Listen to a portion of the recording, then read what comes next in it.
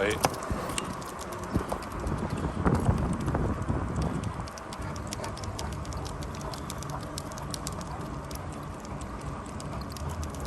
Wait.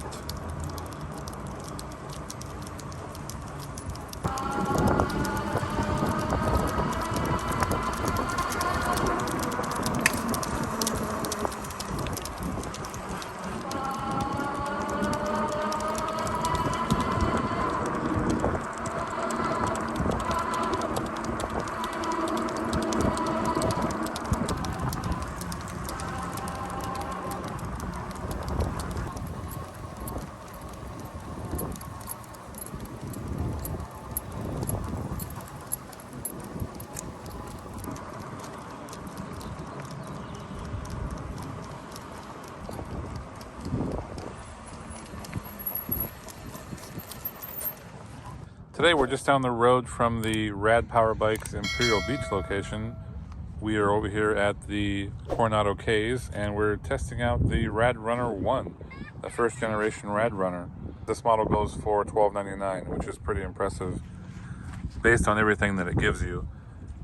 And the upgrades that we've got on this one would be the center console here, which it does not come with, the set of front and back fenders, which it doesn't come with normally, and the digital display, which gives you battery power, odometer, miles per hour, and it shows your pedal assist level, as well as the wattage that is currently being used. So it's a nice little upgrade. And this bike, shown as is, will run you about $1,800. This bike comes with 750 watt geared hub motor by Bafang, which is a pretty common motor. We've got 180 millimeter brakes from Tektro, and these brakes actually have a motor cutoff. When you apply these brakes, it cuts off power to the motor. It's a nice little safety feature. The tires are Kenda tires, 20 by 3.3, and the inner tubes are very widely available, which is unlike a lot of the tires right now. The tubes are on back order, and it's kind of a pain in the butt, because when you get a puncture, you don't want to be out of commission for a long time, which a lot of people are right now. This bike weighs about 65 pounds, including the battery. The standover height is 16.5 inches, and it's about 67 inches long. This is a hard body bike, which means it has no suspension.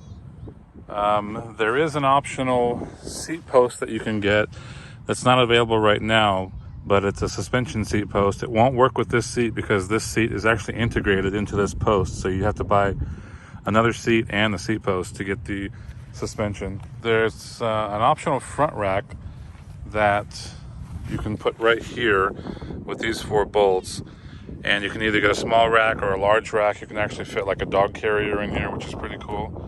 It's a very sturdy bike, so you can carry a lot on this. It's very utilitarian.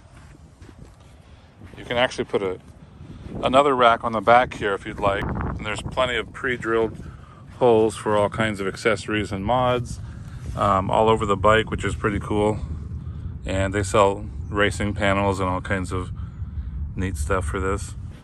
This is a single speed bike, and what you see right here is actually a chain tensioner, and this is the tension guard. So if the bike happens to lay down or fall on its side, it's going to protect all these valuable goodies right here. And you've got plastic pedals instead of metal, but they are on the wider side, so that's nice. It's an aluminum frame, which helps keep the weight down, but like I said, it's 65 pounds, so it's, you know, it's not something you're going to want to lift a lot, but it's not terrible. It comes in 2 colors. There's a black, and then there's a forest green. This is the forest green, and the black has a matte finish as well. I like the matte finishes because it doesn't really show your fingerprints.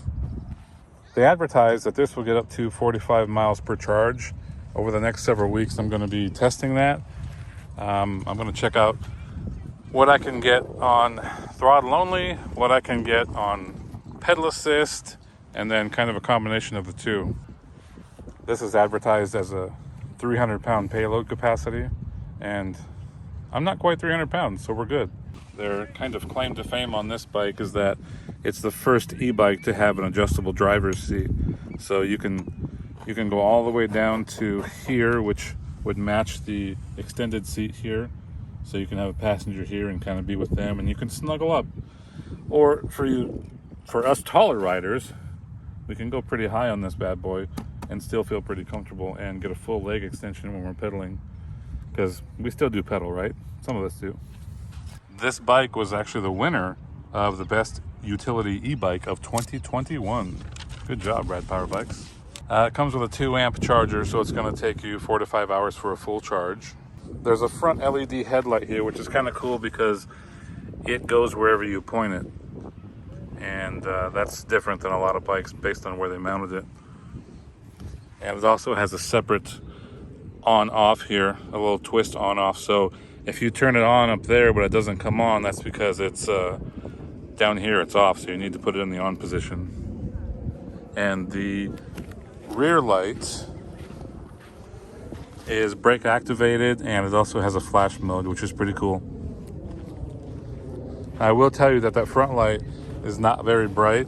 It's kind of a standard light, and there is an upgrade available for that, but I don't do a lot of night riding, so it doesn't really affect me. But just know if you do like to night ride, you might want to upgrade that. And then so on here, if you hold the mode button down, we got this turns on, and there are 1, 2, 3, 4 pedal assist levels. The range on this bike is advertised to be anywhere from 25 to 45 miles per charge. Once again, we're going to be testing that also. And I'll let you know if that's closer to the 25 or the 45. This model has a half twist throttle. Some people prefer thumb throttles. I kind of prefer a thumb throttle, but I'm kind of getting used to this as I'm testing it out. It's supposed to be water resistant. I don't get a lot of rain out here in San Diego, so might not be able to test that one. This bike will fit riders anywhere from 4'11" to 6'2". I'm 6'3", and I actually feel pretty comfortable on it. In the center console here, we've got a drink holder, not too wide. You can put a soda can or a Starbucks coffee or something like that in there. If you're riding with a Gatorade or something like that on the bigger side, then you're out of luck. You'll have to put it in the actual bucket here. And there's a sticky pad right here, a phone holder. You can put it in this little band here. And of course, if you have a wider phone like me, you're kind of out of luck on that. And this console has these little silicone stretchy bands that you undo, take off, boom, you got your storage bin. Put your important papers in there, and your locks, and your puppies, and your children, and anything else that'll fit in there. Put that back on. Strap number 1, strap number 2, and strap number 3. Good to go. Now, let's just take this bad boy out and do some riding.